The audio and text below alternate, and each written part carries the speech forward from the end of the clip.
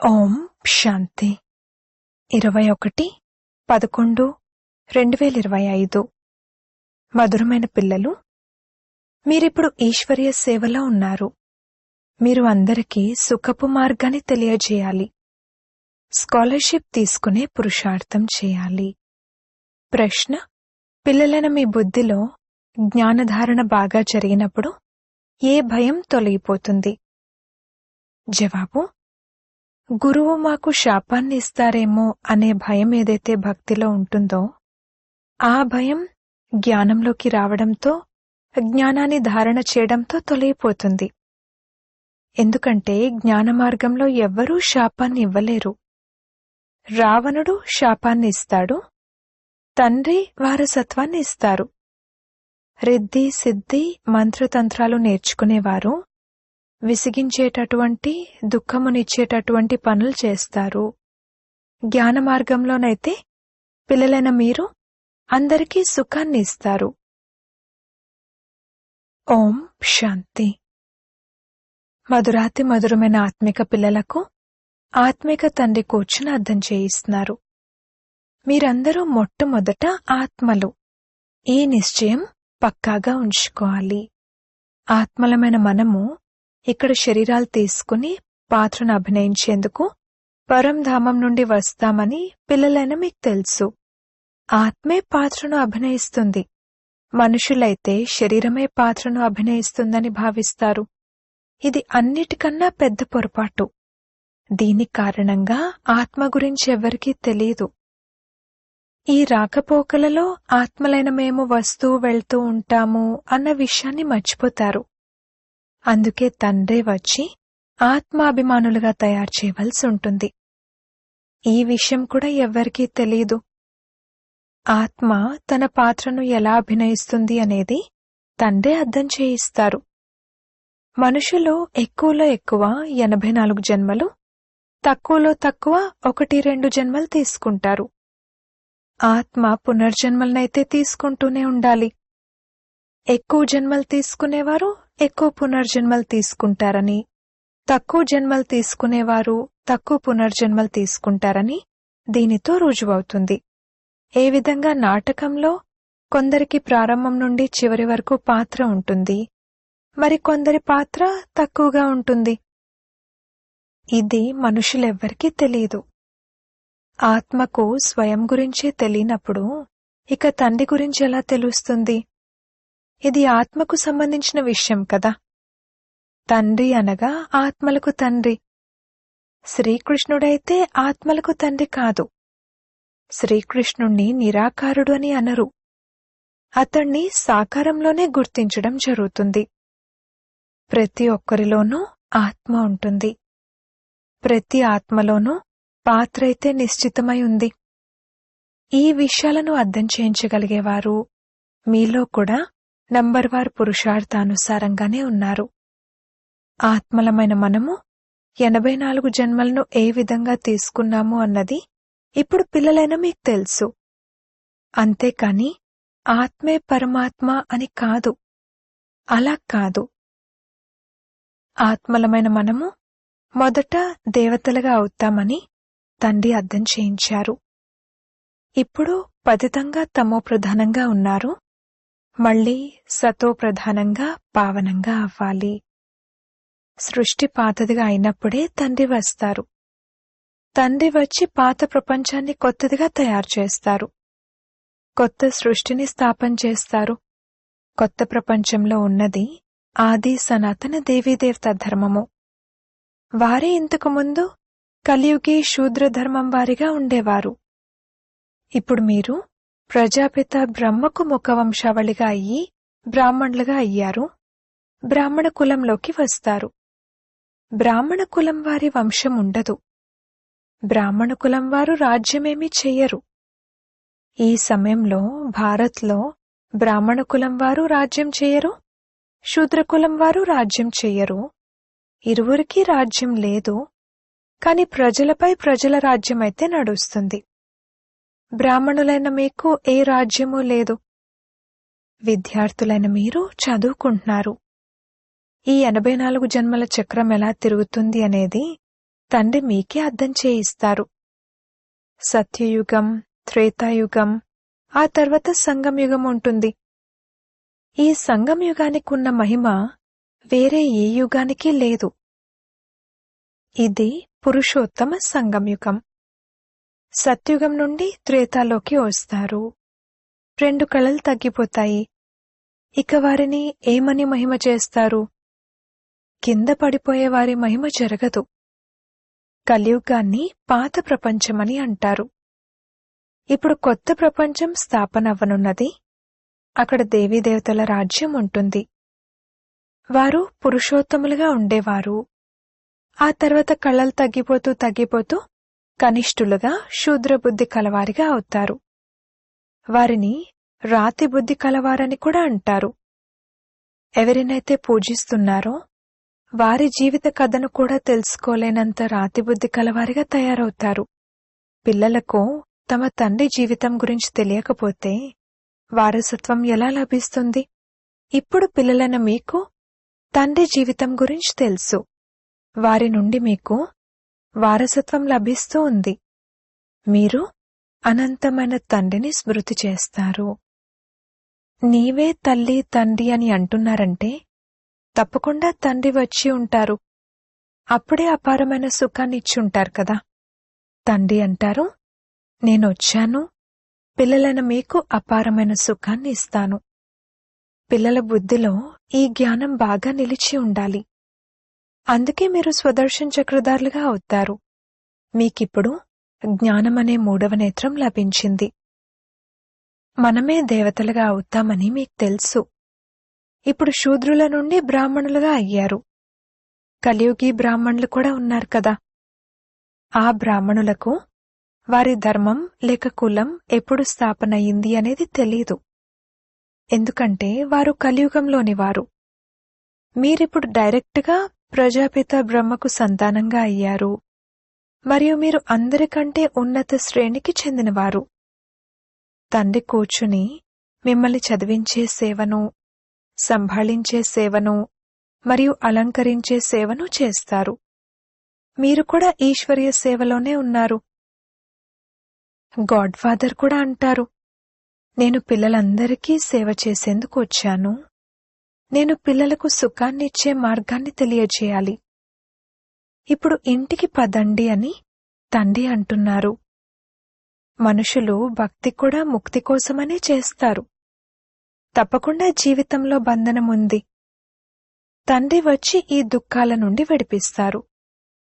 అయ్యో అయ్యో అని అంటారని పిల్లలైన మీకు తెలుసు. హాహాకారాల తర్వాత జయ జయకారాలు జరుగుతాయి.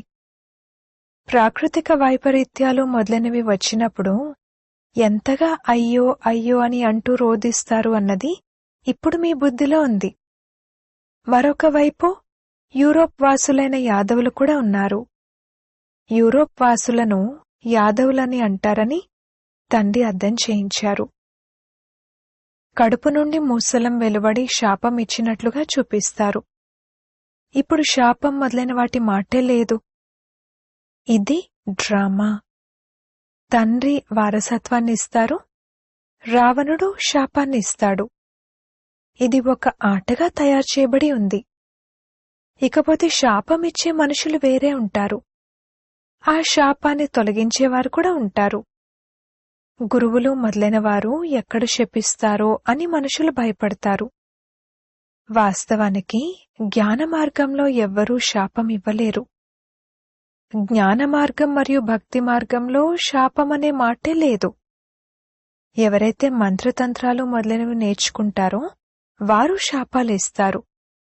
మనుషులకు చాలా దుఃఖాన్ని కలగజేస్తారు, ధనం కూడా చాలా సంపాదిస్తారు. భక్తులు ఇటువంటి పనులు చేయరు. సంగమం అన్న పదంతో పాటు పురుషోత్తమ అన్న పదాన్ని తప్పకుండా రాయండి అని కూడా బాబా అర్థం చేయించారు. త్రిమూర్తి అనే పదం కూడా తప్పకుండా రాయాలి, మరియు ప్రజాపిత అనే పదం కూడా అవసరము. ఎందుకంటే బ్రహ్మ అన్న పేరు కూడా చాలా మందికి ఉంటుంది. ప్రజాపిత అనే పదం రాసినప్పుడు వారు సాకారంలో ప్రజాపిత అని అర్థం చేసుకోగలరు. కేవలం బ్రహ్మ అని రాస్తే సూక్ష్మవతన నివాసి అని భావిస్తారు. బ్రహ్మ, విష్ణు, శంకర్లను భగవంతుడని అనేస్తారు. ప్రజాపిత అని అంటే ప్రజాపిత ఇక్కడే ఉన్నారని అర్థం చేయించచ్చు. వారు సూక్ష్మవతనంలో ఎలా ఉండగలరు? బ్రహ్మ నాభి నుండి విష్ణు వెలువడినట్లుగా చూపిస్తారు. పిల్లలైన మీకు కూడా జ్ఞానం లభించింది. నాభి మొదలైన వాటి విషయమేమీ లేదు. బ్రహ్మ విష్ణుగా, విష్ణు బ్రహ్మగా ఎలా అవుతారు అని పూర్తి చక్రమంతటి జ్ఞానాన్ని మీరు ఈ చిత్రాల ద్వారా అర్థం చేయించచ్చు. చిత్రాలు లేకుండా అర్థం చేయించాలంటే శ్రమ అనిపిస్తుంది. బ్రహ్మయే విష్ణుగా, విష్ణువే బ్రహ్మగా అవుతారు. లక్ష్మీనారాయణలు 84 జన్మల చక్రంలో తిరిగి మళ్లీ బ్రహ్మ సరస్వతులుగా అవుతారు. బాబా మొదటి నుండే పేర్లు పెట్టారు. భట్టి ప్రారంభమైనప్పుడు పేర్లు పెట్టడం జరిగింది. ఆ తర్వాత ఎంతమంది వెళ్లిపోయారు. అందుకే బ్రాహ్మణుల మాల తయారవ్వదు అని అర్థం చేయించారు. ఎందుకంటే బ్రాహ్మణులు పురుషార్థులు. ఒక్కోసారి కిందకు, ఒక్కోసారి పైకి అవుతూ ఉంటారు. గ్రహచారం కూర్చుంటుంది.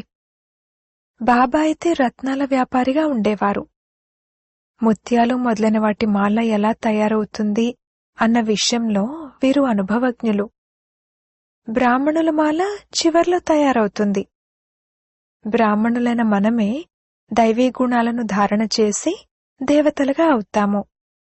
మళ్లీ మెట్లు దిగాల్సిందే. లేకపోతే 84 జన్మలు ఎలా తీసుకుంటారు? 84 జన్మల లెక్కతో దీనిని లెక్కించగలము. మీ అర్ధ సమయం పూర్తయిన తర్వాత ఇతర ధర్మాల వారు కలుస్తూ ఉంటారు. మాలను తయారు చేయడంలో చాలా శ్రమ ఉంటుంది. ముత్యాలను కదలకుండా ఉండే విధంగా చాలా జాగ్రత్తగా టేబుల్పై పెడతారు. ఆ తర్వాత సూదితో దారంలో కుడతారు. ఎక్కడైనా సరిగ్గా తయారవ్వకపోతే మళ్లీ మాలను తెంచవలసి ఉంటుంది. ఇదైతే చాలా పెద్ద మాల. మనం కొత్త ప్రపంచం కొరకు చదువుతున్నామని పిల్లలైన మీకు తెలుసు. బాబా అర్థం చేయించారు. మనం శూద్రుల నుండి బ్రాహ్మణులుగా, బ్రాహ్మణుల నుండి దేవతలుగా ఎలా అవుతామో వచ్చి అర్థం చేసుకోండి అని ఇటువంటి స్లోగన్లు తయారు చేయండి. ఈ చక్రాన్ని తెలుసుకోవడం ద్వారా మీరు చక్రవర్తి రాజులుగా అవుతారు, స్వర్గాధిపతులుగా అవుతారు. ఇటువంటి స్లోగన్లను తయారు చేసి పిల్లలకు నేర్పించాలి. బాబా యుక్తులైతే ఎన్నో చెప్తూ ఉంటారు. వాస్తవానికి మీకు ఎంతో విలువ ఉంది. మీకు హీరో, హీరోయిన్ పాత్ర లభిస్తుంది. మీరు వజ్రం వలె అవుతారు. మళ్లీ 84 జన్మల చక్రంలోకి వచ్చి గవ్వ సమానంగా అవుతారు. ఇప్పుడు వజ్ర సమానమైన జన్మ లభించిన తర్వాత కూడా గవ్వల వెనకెందుకు పడతారు? అలాగని ఇల్లు వాక్యలను వదలమని కూడా కాదు. బాబా అయితే అంటారు, గృహస్థ వ్యవహారంలో ఉంటూ కమల పుష్ప సమానంగా పవిత్రంగా ఉండండి మరియు సృష్టిచక్ర జ్ఞానాన్ని తెలుసుకుని దైవీ గుణాలను కూడా ధారణ చెయ్యండి. అప్పుడు మీరు వజ్ర సమానంగా అవుతారు. తప్పకుండా భారత్ 5000 సంవత్సరాల క్రితం వజ్ర సమానంగా ఉండేది. ఇది లక్ష్యం, ఉద్దేశం. ఈ చిత్రాన్ని, లక్ష్మీనారాయణ చిత్రాన్ని చాలా గౌరవించాలి. పిల్లలైన మీరు ప్రదర్శనలు, మ్యూజియంలలో చాలా సేవ చేయాలి. విహంగ మార్గపు సేవ చేయకుండా మీరు ప్రజలను ఎలా తయారు చేస్తారు? ఈ జ్ఞానాన్ని అనేకులు విన్నా కాని ఉన్నతమైన పదవిని ఎవరో అరుదుగా మాత్రమే పొందుతారు. వారి గురించే కోట్లలో ఏ ఒక్కరో అని అంటారు. స్కాలర్షిప్ కూడా కొంతమంది తీసుకుంటారు కదా. 40-50 మంది విద్యార్థులు స్కూల్లో ఉన్నప్పటికీ వారిలో ఏ ఒక్కరో అరుదుగా స్కాలర్షిప్ తీసుకుంటారు. ఎవరైనా కొద్దిమంది ప్లస్లోకి వస్తే వారికి కూడా ఇస్తారు. ఇది కూడా అటువంటిదే. ప్లస్లో చాలామంది ఉన్నారు. అష్టరత్నాలున్నారు. వారు కూడా నంబర్ వారుగానే ఉన్నారు కదా. వారు మొట్టమొదట రాజ్యసింహాసనంపై కూర్చుంటారు. ఆ తర్వాత కళలు తగ్గిపోతూ ఉంటాయి. లక్ష్మీనారాయణ చిత్రం నంబర్ 1 చిత్రము. వారి వంశం కూడా నడుస్తుంది గాని లక్ష్మీనారాయణ చిత్రాన్ని చూపించారు. చిత్రాలైతే మారుతూ ఉంటాయని ఇక్కడ మీకు తెలుసు. ఆ చిత్రాలను చూపించడం వలన లాభమేమిటి? నామరూప దేశ కాలాలన్నీ మారిపోతాయి. మధురాతి మధురమైన ఆత్మిక పిల్లలకు ఆత్మిక తండ్రి కూర్చుని అర్థం చేయిస్తున్నారు. కల్పకృతం కూడా తండ్రి అర్థం చేయించారు. అలాగని శ్రీకృష్ణుడు గోపగోపికలకు వినిపించారని కాదు. శ్రీకృష్ణునికి గోపగోపికలుండరు. అలాగే వారికి జ్ఞానాన్ని నేర్పించడం కూడా జరగదు. శ్రీకృష్ణుడు సత్యుగ రాకుమారుడు. అక్కడ రాజయోగాన్ని ఎలా నేర్పిస్తారు, లేదా పతితులను పావనంగా ఎలా చేస్తారు? ఇప్పుడు మీరు మీ తండ్రిని స్మృతి చేయండి. ఈ తండ్రే టీచర్ కూడా. టీచర్ను విద్యార్థి ఎప్పుడూ మర్చిపోలేరు. తండ్రిని పిల్లలు మర్చిపోలేరు. గురువును కూడా మర్చిపోలేరు. తండ్రి అయితే జన్మించినప్పటి నుండే ఉంటారు. టీచర్ 5 సంవత్సరాల తర్వాత లభిస్తారు. ఆ తర్వాత గురువు వానప్రస్థంలో లభిస్తారు. జన్మించినప్పటి నుండే గురువులను ఆశ్రయించడం వలన లాభమేమీ లేదు. గురువు ఒడిని తీసుకుని కూడా ఒకవేళ మరుసటి రోజే మరణిస్తే అప్పుడు గురువేం చేస్తారు? సద్గురు లేకుండా గతిని పొందలేరని అంటూ ఉంటారు కూడా. సద్గురు అన్న పదాన్ని పక్కన పెట్టి వారు కేవలం గురువు అని అంటారు. గురువులైతే అనేక మంది ఉన్నారు. బాబా అంటారు, పిల్లలు, మీరు ఏ దేహధారిని గురువుగా చేసుకోవాల్సిన అవసరం లేదు. మీరు ఎవ్వరిని ఏది అడగకూడదు. యాచించడం కంటే మరణించడం మేలు అని అంటారు. మేము మా ధనాన్ని ఏ విధంగా ట్రాన్స్ఫర్ చేయాలని అందరికీ చింత ఉంటుంది. వారు మరుసటి జన్మ కొరకు ఈశ్వరార్థం దానపుణ్యాలు చేస్తారు. కావున దానికి ఫలితము ఈ పాత ప్రపంచంలోనే అల్పకాలం కోసం లభిస్తుంది. ఇక్కడ మీదంతా కొత్త ప్రపంచంలోకి మరియు రాబోయే 21 జన్మల కొరకు ట్రాన్స్ఫర్ అవుతుంది. తనువు, మనసు, ధనములను ప్రభు ముందు అర్పణ చేయాలి. అయితే వారు వచ్చినప్పుడు మాత్రమే అర్పణ చేస్తారు కదా. ప్రభువు గురించి ఎవరికీ తెలియదు కావున గురువును పట్టుకుంటారు. ధనం మొదలైనవి గురువులెదురుగా అర్పిస్తారు. వారసులు లేకపోతే అంతా గురువులకే ఇచ్చేస్తారు. ఈ రోజుల్లో నియమానుసారంగా ఈశ్వరార్థం కూడా ఎవ్వరూ ఇవ్వడం లేదు. తండ్రి అర్థం చేయిస్తున్నారు, నేను పేదల పెన్నిధిని. అందుకే నేను రావడం కూడా భారత్లోనే వస్తాను. నేను వచ్చి మిమ్మల్ని విశ్వానికి యజమానులుగా చేస్తాను. డైరెక్టుకు మరియు ఇండైరెక్టుకు ఎంత వ్యత్యాసం ఉంది? వారికేమీ తెలీదు. కేవలం ఈశ్వరార్పణం చేస్తున్నామని అంటారు. అదంతా తెలివి తక్కువతనమే. పిల్లలైన మీకిప్పుడు జ్ఞానం లభించడం వలన మీరు తెలివి తక్కువ వారి నుండి తెలివైన వారిగా అయ్యారు. తండ్రి అయితే అద్భుతం చేస్తారు అని బుద్ధిలో జ్ఞానం ఉంది. తప్పకుండా అనంతమైన తండ్రి నుండి అనంతమైన వారసత్వమే లభించాలి. కేవలం దాదా ద్వారా మీరు తండ్రి నుండి వారసత్వాన్ని తీసుకుంటారు. దాదా కూడా వారి నుండే వారసత్వాన్ని తీసుకుంటున్నారు. వారసత్వాన్ని ఇచ్చేది వారొక్కరే. వారినే స్మృతి చేయాలి. తండ్రి అంటారు, పిల్లలు, నేను ఇతని అనేక జన్మల అంతిమ జన్మలో వస్తాను. ఇతనిలోకి ప్రవేశించి ఇతన్ని కూడా పావనంగా చేస్తాను. ఆ తర్వాత ఇతను ఫరిష్తాగా అవుతారు. బ్యాడ్జ్పై మీరు చాలా సేవ చేయవచ్చు. మీ బ్యాడ్జులన్నీ అర్థసహితంగా ఉన్నాయి. ఇవి ప్రాణదానాన్నిచ్చే చిత్రాలు. వీటి విలువ గురించి ఎవ్వరికీ తెలీదు. బాబాకు ఎప్పుడూ పెద్ద వస్తువులంటే ఇష్టం అనిపిస్తుంది. దూరం నుండే ఎవరైనా చదవగలిగేలా ఉండాలి.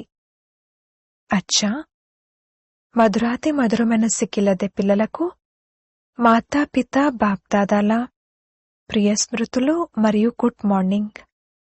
ఆత్మిక పిల్లలకు ఆత్మిక తండ్రి నమస్తే. ధారణ కొరకు ముఖ్య సారము. మొదటి పాయింట్, తండ్రి నుండి అనంతమైన వారసత్వాన్ని తీసుకునేందుకు డైరెక్ట్గా మీ తనువు, మనసు, ధనములను ఈశ్వరుని ఎదుట అర్పణ చేయడంలో తెలివైన వారిగా అవ్వాలి. తమ సర్వస్వాన్ని 21 జన్మల కోసం ట్రాన్స్ఫర్ చేసుకోవాలి. రెండవ పాయింట్, ఏ విధంగా తండ్రి చదివించే, సంభాళించే మరియు అలంకరించే సేవను చేస్తారో అలా తండ్రి సమానంగా సేవ చేయాలి. జీవన బంధనం నుండి బయటకు తీసి అందరినీ జీవన్ముక్తిలోకి తీసుకువెళ్ళాలి.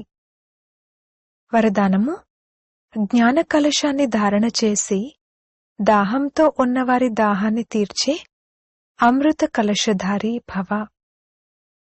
ఇప్పుడు మెజారిటీ ఆత్మలు ప్రకృతి యొక్క అల్పకాలికమైన సాధనాలతో ఆత్మిక శాంతిని పొందడం కోసమని తయారై ఉన్న అల్పజ్ఞ స్థానాలతో, పరమాత్మునితో మిలనం జరిపిస్తామని చెప్పే కాంట్రాక్టర్లతో అలసిపోయారు, నిరాశకు లోనై ఉన్నారు.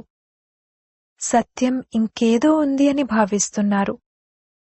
ప్రాప్తి కోసం దాహంతో ఉన్నారు.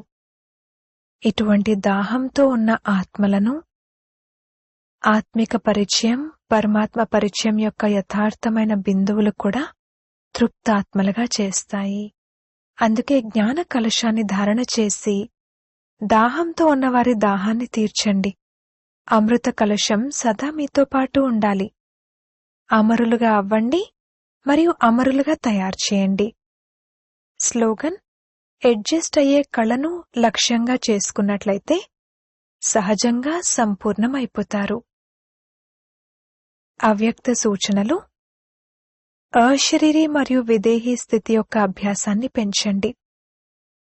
అశరీరిగా అయ్యేందుకు సర్దుబాటు శక్తి చాలా అవసరము.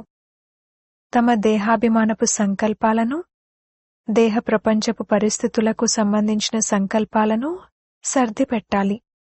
ఇంటికి వెళ్ళాలి అన్న సంకల్పం తప్ప ఇతర ఏ సంకల్పాల విస్తారమూ ఉండకూడదు. ఇప్పుడిక మన ఇంటికి వెళ్ళబోతున్నాము అన్న ఈ సంకల్పమే ఉండాలి, అంతే. ఇలా అనుభవం చేయండి. ఆత్మనైన నేను ఈ ఆకాశతత్వం కంటే కూడా పైకి ఎగురుతూ వెళ్తున్నాను. దీని కొరకు ఇప్పట్నుండే అకాల భృకుటి సింహాసనాధికారులుగా అయ్యే అభ్యాసాన్ని పెంచండి. ఓం శాంతి.